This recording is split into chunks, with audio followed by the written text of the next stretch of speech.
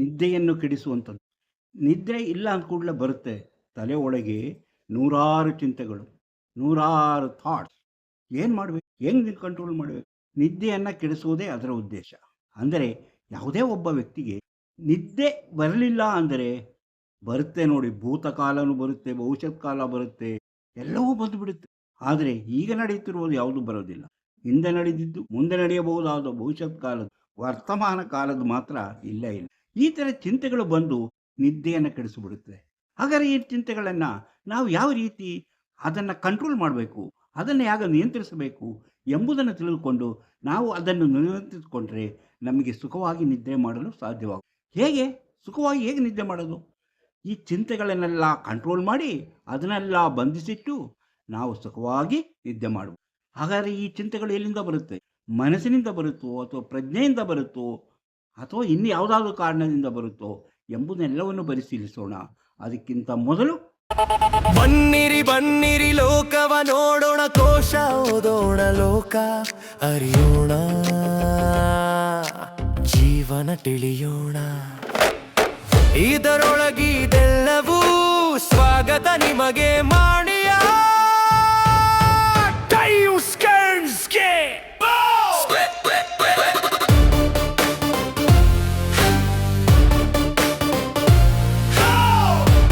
ಎಲ್ಲರಿಗೂ ನಮಸ್ಕಾರ. ಮಾಣಿಯ times YouTube ಚಾನಲ್ಗೆ ನಿಮಗೆಲ್ಲರಿಗೂ ಸ್ವಾಗತ.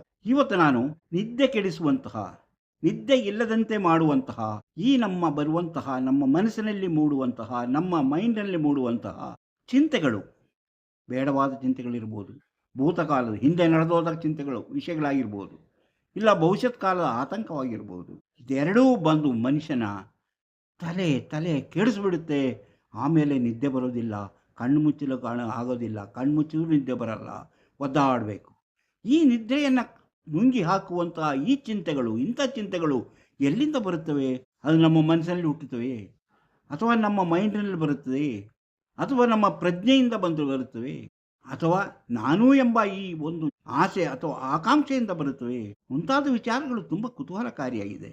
ಇದನ್ನು ನಿಯಂತ್ರಿಸುವುದು ಹೇಗೆ ಎಂಬುದನ್ನು ತಿಳಿದುಕೊಂಡಾಗಲೇ ನಾವು ಇಂದಿನ ಈ ಕಾರ್ಯಕ್ರಮದಲ್ಲಿ ಪರಿಪೂರ್ಣತೆಯಾಗುವುದು. ಹಾಗಾದರೆ ಆ ವಿಚಾರಗಳನ್ನು ತಿಳ್ಕೊಳ್ಳೋಣ. ಇಂತಹ ವಿಚಾರಗಳನ್ನು ಹೊತ್ತು ಬರುತ್ತಿರುವಂತಹ ಮಾಣಿಯ ಟೈಮ್ಸ್ ಯೂಟ್ಯೂಬ್ ಚಾನಲನ್ನು ನೀವು ಇನ್ನೂ ಸಬ್ಸ್ಕ್ರೈಬ್ ಮಾಡಿಲ್ಲವಾದರೆ ಈಗಲೇ ಕೆಳಗೆ ಕಾಣುವ ಸಬ್ಸ್ಕ್ರೈಬ್ ಎಂದು ಬರೆದಿರಲಿ ಒಮ್ಮೆ ಕ್ಲಿಕ್ ಮಾಡಿ ಸಾಕು, ನೀವು ಸಬ್ಸ್ಕ್ರೈಬ್ ಆಗ್ತೀರಿ. ಪಕ್ಕದಲ್ಲಿ ಕಾಣುವ ಗಂಟೆ ಚಿಹ್ನೆಯನ್ನು ಒಮ್ಮೆ ಕ್ಲಿಕ್ ಮಾಡಿದರೆ ಮಾಣಿಯ ಟೈಮ್ಸ್ ಯೂಟ್ಯೂಬ್ ಚಾನಲ್ ಯಾವುದೇ ಹೊಸ ವೀಡಿಯೋ ಅಪ್ಲೋಡ್ ಆದ ಕೂಡಲೇ ನಿಮ್ಮ ಮೊಬೈಲ್ಗೆ ನೋಟಿಫಿಕೇಷನ್ ಬರೋದ್ರಿಂದ ನಿಮಗೆ ಎಲ್ಲ ವೀಡಿಯೋಗಳನ್ನು ನೋಡಿ ಹೆಚ್ಚು ವಿಷಯಗಳನ್ನು ತಿಳ್ಕೊಳ್ಳಲು ಸಾಧ್ಯವಾಗುತ್ತೆ. ಪ್ರತಿಯೊಂದು ವಿಡಿಯೋವನ್ನು ಆರಂಭದಿಂದ ಕೊನೆವರೆಗೂ ನೋಡಿ, ಆಗಲೇ ನಿಮಗೆ ವಿಷಯ ಸರಿಯಾದ ರೀತಿಯಲ್ಲಿ ಅರ್ಥವಾಗುವುದು. ಲೈಕ್ ಮಾಡಿ, ಶೇರ್ ಮಾಡಿ, ಪ್ರೋತ್ಸಾಹ ಕೊಡಲು ಮರೆಯದಿರಿ. ಚಿಂತೆ ಎಲ್ಲಿಂದ ಬರುತ್ತೆ? ಥಾಟ್ಸ್ ಎಲ್ಲಿಂದ ಬರುತ್ತೆ? ರಾತ್ರಿ ಮಲಗಿರುವಾಗಲೇ ಅದು ಜಾಸ್ತಿ ಬರೋದು ಈ ಯೋಚನೆಗಳು. ಬೇರೆ ಸಮಯದಲ್ಲಿ ನಾವು ಯಾವುದಾದ್ರೂ ಎಂಗೇಜ್ ಆಗಿರ್ತೀವಿ, ಅಂದರೆ ಯಾವುದೋ ಕೆಲಸದಲ್ಲಿ ತೊಡಗಿರ್ತೀವಿ, ಆದ್ದರಿಂದ ಆ ರೀತಿಯ ನಮಗೆ ಹಿಂಸೆ ಆಗೋದಿಲ್ಲ.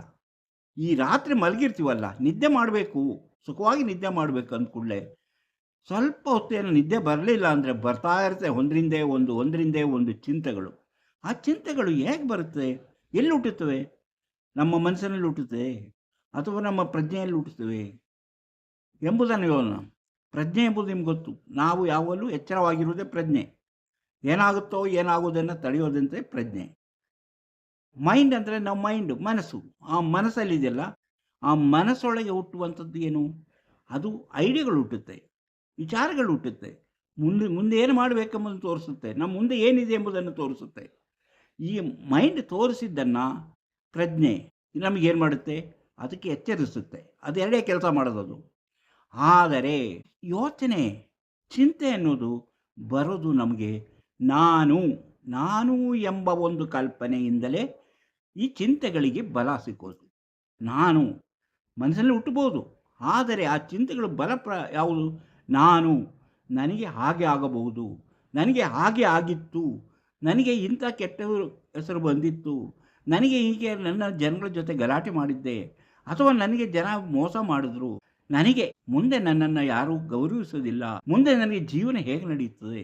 ಆ ರೀತಿಯಲ್ಲಿ ನಮ್ಮನ್ನು ಚಿಂತೆಗಳು ಕಾಡಲಾರಂಭ. ಇಂತಹ ನೆಗೆಟಿವ್ ಚಿಂತೆಗಳೇ ನಮ್ಮನ್ನು ನಿದ್ದೆ ಇಲ್ಲದಂತೆ ಮಾಡುವುದು. ಎಷ್ಟೋ ಜನಗಳ ನಾವು ಕೇಳಿದ್ವಿ, ಯಾಕೆ ನಿದ್ದೆ ಬರ್ತಾ ಇಲ್ವಾ, ರಾತ್ರಿ ನಿದ್ದೆ ಮಾಡಲ್ವ?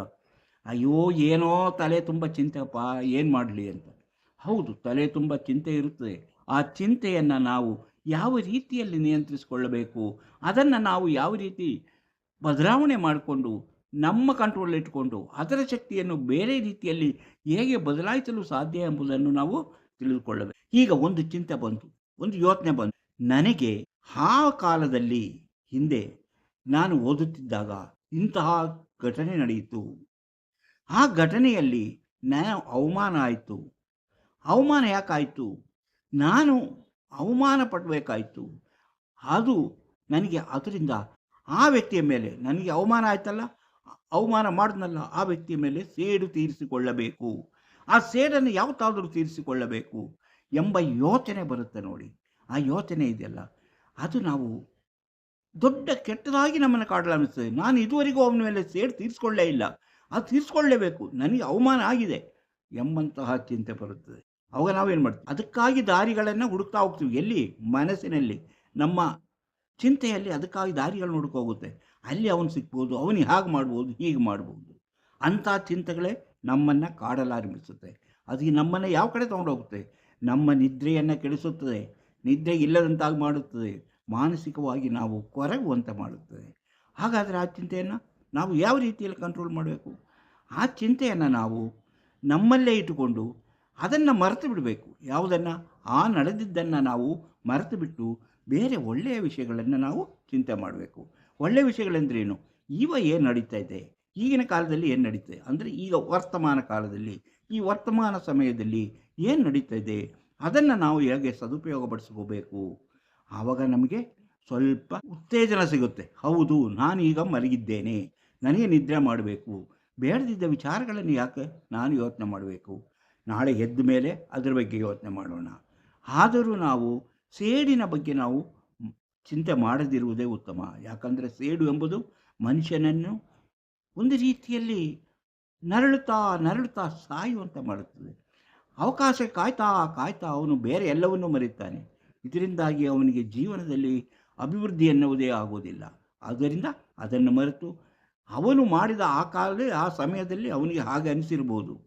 ಈಗ ನಾನು ಅದನ್ನು ಈಗಲೂ ನಾನು ನೆನಪಿಟ್ಟುಕೊಂಡು ಅದರ ಮೇಲೆ ಸೇಡು ತೀರಿಸ್ಕೋಬೇಕಂದ್ರೆ ಅದು ಯಾವ ರೀತಿಯಲ್ಲಿ, ಅದು ಹೇಳೋದ್ರಲ್ಲಿ ಒಂದು ನ್ಯಾಯ ಇದೆ, ಅದು ಆ ಸಮಯಕ್ಕೆ ತಕ್ಕಂತೆ ನಡೆದಂತಹ ಘಟನೆ ಎಂಬುದನ್ನು ನಾವು ಮರೆಯುತ್ತೇವೆ.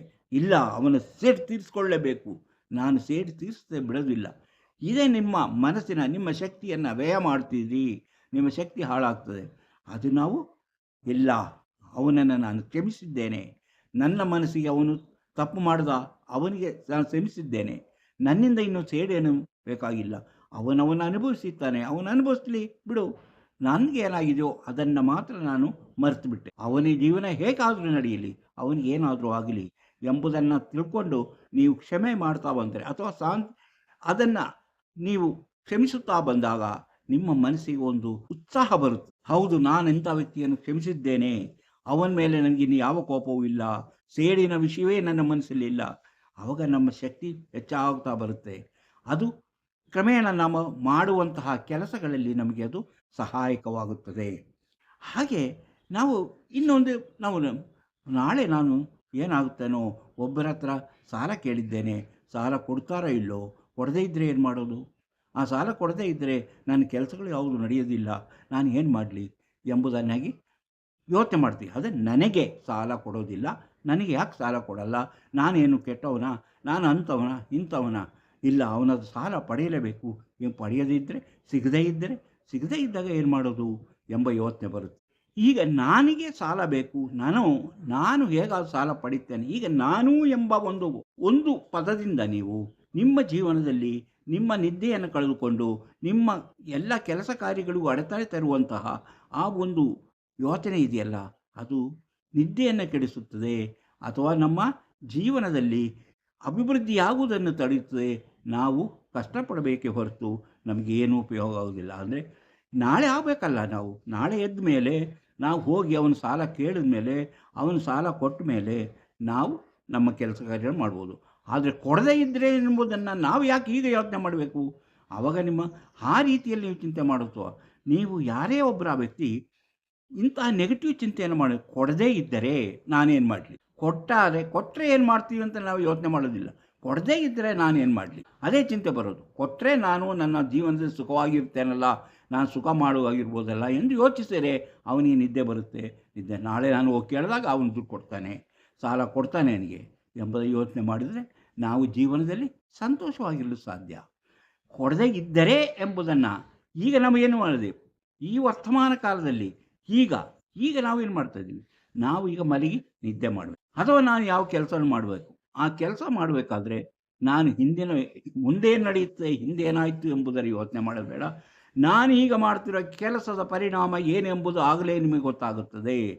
ನಾನು ಮಾಡಿದ ಕೆಲಸ ಪರಿಣಾಮ ಏನೆಂಬುದು ನಿಮಗೆ ಗೊತ್ತಾಗುವುದರಿಂದ ನಿಮ್ಮ ಮನಸ್ಸು ಒಂದು ನಿಯಂತ್ರಣಕ್ಕೆ ಬರುತ್ತದೆ, ನಿಮಗೆ ಸುಖವಾಗಿ ನಿದ್ದೆ ಮಾಡಲು ಸಾಧ್ಯವಾಗುತ್ತದೆ.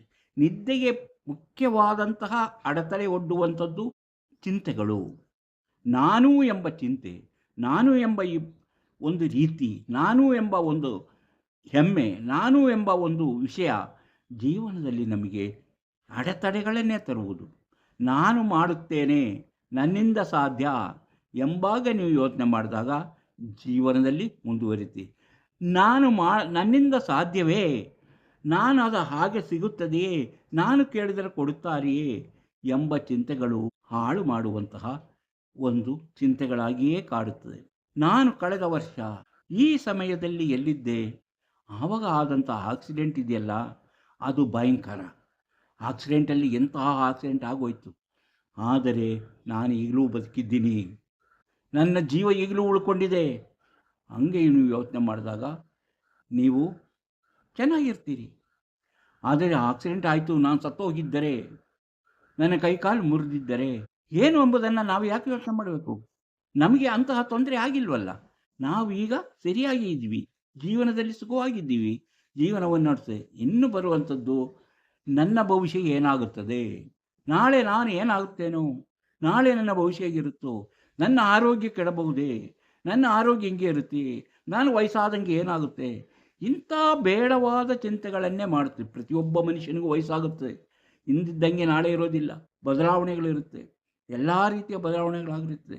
ಆ ಬದಲಾವಣೆಗಳಾಗುತ್ತದೆ ಎಂಬುದು ತಿಳಿದುಕೊಂಡು ನಾವು ಮುಂದುವರೆದಾಗ ನಮಗೆ ಯಾವ ಚಿಂತೆ ಇರೋದಿಲ್ಲ. ಅಯ್ಯಯ್ಯೋ, ನಾನು ಈ ವಯಸ್ಸಾದರೆ ಹಂಗಿರ್ತೀನಲ್ಲ, ಹಿಂಗೆ ಆಗೋಗ್ತಾನಲ್ಲ, ನನ್ನನ್ನು ಯಾರು, ನನ್ನ ದುಡಿಮೆಗೆ ದಾರಿ ಇರೋದಿಲ್ಲ, ದುಡಿಯೋಕ್ಕಾಗಲ್ಲ, ಕೈಯಲ್ಲಿ ಆಗಲ್ಲ ಅಂತ ನೀವು ಯೋಚನೆ ಮಾಡ್ತಾ ಇದ್ದರೆ ಜೀವನದಲ್ಲಿ ನೀವು ಏನನ್ನು ಸಾಧಿಸಲು ಸಾಧ್ಯವಾಗುವುದಿಲ್ಲ. ನಾನು ದುಡಿದಾಗ ನಾನು ಚೆನ್ನಾಗಿರ್ತೇನೆ, ನನ್ನ ಮಕ್ಕಳು ನನ್ನನ್ನು ನೋಡಿಕೊಳ್ಳುತ್ತಾರೆ, ಮಕ್ಕಳು ಚೆನ್ನಾಗಿದ್ದರೆ ನಾನು ಚೆನ್ನಾಗಿರುತ್ತೇನೆ, ಮಕ್ಕಳು ಚೆನ್ನಾಗಿರಬೇಕು, ಆವಾಗ ನಮ್ಮನ್ನು ನೋಡಿಕೊಳ್ಳುತ್ತಾರೆ ಎಂಬ ಯೋಚನೆ ಮಾಡೋದಿಲ್ಲ. ನಾನು ದುಡಿಯೋಕ್ಕಾಗೋದಿಲ್ಲಲ್ಲ, ನನ್ನ ಮಕ್ಕಳನ್ನು ನೋಡ್ಕೊಳ್ಳದಿದ್ದರೆ ನಾನು ಏನು ಮಾಡಲಿ, ನನಗೆ ಇಂತಹ ಯೋಚನೆಗಳು ಬಂದಾಗ ನಾನು ಎಂಬಂತಹ ಪದ ಇದೆಯಲ್ಲ, ಅದು ನಮ್ಮನ್ನು ತುಂಬ ಹಾಳು ಮಾಡುವಂತಹ ಒಂದು ಪದ. ಅಂದರೆ ಈ ರೀತಿಯಲ್ಲಿ ನಾವು ನನಗೆ ಒಳ್ಳೆಯದಾಗುತ್ತದೆ, ನನ್ನನ್ನು ಮಕ್ಕಳು ನೋಡ್ಕೊಳ್ತಾರೆ, ಅದು ಆಮೇಲೆ ಬಂದಾಗ ಏನಾದರೂ ಆಗಲಿ ಅದನ್ನು ನೀವು ಯೋಚನೆ ಮಾಡೋಕ್ಕೆ ಹೋಗಬಾರ್ದು. ಮುಂದೆ ಏನಾದರೂ ಆಗಲಿ ಅದನ್ನ ಬಗ್ಗೆ ಯೋಚನೆ ಮಾಡೋಣ. ನಾವು ಯಾವಾಗಲೂ ಪಾಸಿಟಿವ್ ಆಗಿ ಯೋಚನೆ ಮಾಡಿದಾಗ ಈ ಚಿಂತೆಗಳಿಂದ ಬಿಡುಗಡೆ ಆಗ್ತೀವಿ. ಚಿಂತೆಗಳಿಂದ ಬಿಡುಗಡೆಯಾಗಿ ನಾವು ಸುಖವಾಗಿ ನಿದ್ದೆ ಮಾಡ್ತೀವಿ. ಇಲ್ಲದಿದ್ದರೆ ಈ ಚಿಂತೆಗಳಲ್ಲಿ ಸಿಕ್ಕಾಕ್ಕೊಂಡು ಸುತ್ತಿ ಅದನ್ನೇ ಮತ್ತೆ ಸುತ್ತಿ ಇಡೀ ರಾತ್ರಿ ನಿದ್ದೆಗಿಲ್ಲದೆ ಕಳೆದು ಮುಂದಿನ ದಿನ ಬೆಳಿಗ್ಗೆ ಯಾವುದೇ ಕೆಲಸ ಮಾಡಲು ಉತ್ಸಾಹ ಇಲ್ಲದೆ, ಮಾಡುವ ಕೆಲಸವು ಸರಿಯಾಗದೆ ತೂಕಡಿಸ್ತಾ ಇದ್ದರೆ ನಮ್ಮ ಜೀವನ ಹಾಳಾಗೋಗುತ್ತದೆ ಎಂಬುದನ್ನು ಯಾರೂ ಯೋಚನೆ ಮಾಡೋದಿಲ್ಲ. ನಾವು ನಾಳೆ ಏನಾಗ್ಬೋದು, ಮುಂದೆ ಏನಾಗ್ಬೋದು ಎಂಬ ಚಿಂತೆ ಮಾಡ್ತೇವೆ ಹೊರತು ನಾವು ಈಗ ಮಾಡ್ತಿರುವ ಕೆಲಸದಿಂದ ಅದರ ಪ್ರತಿಫಲ ಏನಾಗುತ್ತದೆ ಎಂಬುದನ್ನು ಯೋಚನೆ ಮಾಡುವಂತಹ ಒಂದು ಶಕ್ತಿಯನ್ನು ಕಳೆದುಕೊಳ್ಳುತ್ತಾರೆ. ಯಾಕೆ, ಕಳೆದ ವರ್ಷ ಹೀಗಾಯಿತು, ನೆನ್ನೆ ಹೀಗಾಯಿತು, ಮೊನ್ನೆ ಹೀಗಾಯಿತು, ನನ್ನನ್ನು ಬೈದರು, ನನಗೆ ಹೊಡೆದರು, ಕೆಟ್ಟದಾಗಿ ಮಾತಾಡಿದ್ರು, ಹೀಗೆ ನಾವು ಬೇಡದಿದ್ದ ವಿಷಯಗಳನ್ನು ಮಾತ್ರ ನಾವು ಯೋಚನೆ ಮಾಡ್ತೀವಿ ಹೊರತು ನಮಗೆ ಬೇಕಾದ ಯಾವುದೇ ವಿಷಯವನ್ನು ನಾವು ಯೋಚನೆ ಮಾಡಿಲ್ಲ. ನಮ್ಮ ಮೈಂಡು ವಿಷಯಗಳನ್ನು ಹುಟ್ಟುಹಾಕ್ತಾ ಇರುತ್ತೆ, ಆದರೆ ಪ್ರಜ್ಞೆ ಏನು ಮಾಡುತ್ತೆ, ಅದರ ಬಗ್ಗೆ ಎಚ್ಚರವಾಗಿರುತ್ತೆ, ತೋರಿಸುತ್ತೆ. ಆದರೆ ನಾನು ಎಂಬ ಭಾವ ಇದೆಯಲ್ಲ, ನಾನು ಎಂಬ ಭಾವ ಇದನ್ನೆಲ್ಲವನ್ನು ಹಿಡಿದುಕೊಂಡು ಅದನ್ನು ಬೆಳೆಸ್ತಾ ದೊಡ್ಡದಾಗಿ ನಾನು ಇದ್ದರೆ, ನಾನು ಸತ್ತರೆ, ನಾನು ಹುಟ್ಟಿದರೆ ಇಂಥ ಯೋಚನೆಗಳೇ ಬೇಡದೇ ಇದ್ದಿದ್ದು.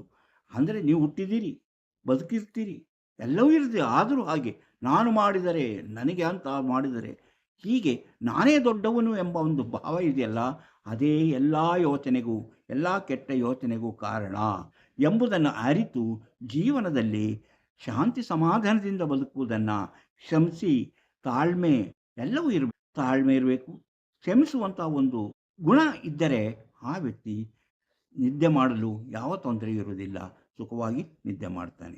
ಹೀಗೆ ನಮ್ಮಲ್ಲಿರುವಂತಹ ಚಿಂತೆಗಳನ್ನು ನಾವು ಈ ರೀತಿ ಯಾವುದು ಬೇಡದೇ ಇರೋ ಚಿಂತೆಗಳನ್ನೆಲ್ಲ ಬಿಟ್ಟುಬಿಡಿ, ಹೊಸ ಈಗಿನ ವರ್ತಮಾನ ಕಾಲದ ಏನಿದೆಯೋ ಅದನ್ನು ಹೀಗೆ ಹಲವು ವಿಚಾರಗಳನ್ನು ತಿಳಿದುಕೊಳ್ಳಬಹುದು. ಇಂಥ ವಿಚಾರಗಳನ್ನು ಹೊತ್ತು ಬರುತ್ತಿರುವಂತಹ ಮಾಣಿಯಾ ಟೈಮ್ಸ್ ಯೂಟ್ಯೂಬ್ ಚಾನಲನ್ನು ನೀವು ಇನ್ನೂ ಸಬ್ಸ್ಕ್ರೈಬ್ ಮಾಡಿಲ್ಲವಾದರೆ ಈಗಲೇ ಕೆಳಗೆ ಕಾಣುವ ಸಬ್ಸ್ಕ್ರೈಬ್ ಎಂದು ಬರೆದಿರಲು ಒಮ್ಮೆ ಕ್ಲಿಕ್ ಮಾಡಿ ಸಾಕು, ಸಬ್ಸ್ಕ್ರೈಬ್ ಆಗ್ತದೆ. ಅದೇ ರೀತಿ ಪಕ್ಕದಲ್ಲಿ ಕಾಣುವ ಗಂಟೆಯ ಚಿಹ್ನೆಯನ್ನು ಒಮ್ಮೆ ಕ್ಲಿಕ್ ಮಾಡಿದರೆ ಮಾಣಿಯಾ ಟೈಮ್ಸ್ ಯೂಟ್ಯೂಬ್ ಚಾನಲ್ ಯಾವುದೇ ಹೊಸ ವೀಡಿಯೋ ಅಪ್ಲೋಡ್ ಆದ ಕೂಡಲೇ ನಿಮ್ಮ ಮೊಬೈಲಿಗೆ ನೋಟಿಫಿಕೇಷನ್ ಬರೋದನ್ನು ನೀವು ಎಲ್ಲ ವೀಡಿಯೋವನ್ನು ನೋಡಿ ಹೆಚ್ಚು ಹೆಚ್ಚು ವಿಷಯಗಳನ್ನು ತಿಳ್ಕೊಂಡು ನಿಮ್ಮ ಜೀವನಕ್ಕೆ ಯಾವುದು ಅವಶ್ಯಕವೋ ಅದನ್ನು ಅಳವಡಿಸಿಕೊಂಡಾಗ ನೀವು ಜೀವನದಲ್ಲಿ ಸುಖವಾಗಿರಬಹುದು, ಸಂತೋಷವಾಗಿರಬಹುದು.